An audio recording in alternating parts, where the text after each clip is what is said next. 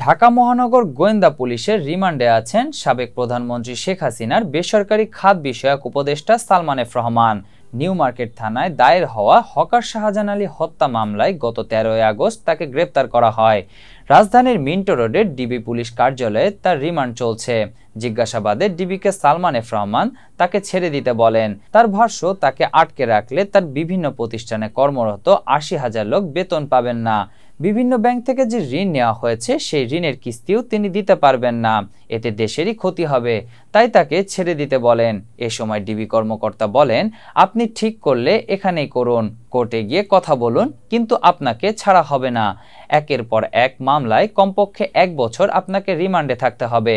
Salman F রহমানের কাছে DB জানতে চায়, গত নির্বাচনের আগে আওয়ামী লীগ কিভাবে পরিস্থিতি নিয়ন্ত্রণে নিয়ে সরকারের পতন ঠেকিয়ে দেয়। উত্তরে সালমান এফ রহমান বলেন, আমরা আমেরিকার পক্ষেই আছি। এটা আমরা ভারতের মাধ্যমে আমেরিকাকে বোঝাতে পেরেছিলাম। আমরা তাদেরকে আরো বুঝিয়েছিলাম, বাংলাদেশকে বাঁচাতে হলে শেখ হাসিনার বিকল্প নেই।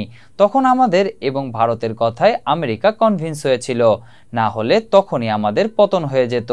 এর আগে সালমান এফ রহমান ডিবিকে জানান, তিনি আগেও 2 বছর জেল খেটেছেন, সুতরাং জেলে রাখলে তার সমস্যা হবে না, কিন্তু দেশ ক্ষতিগ্রস্ত হবে।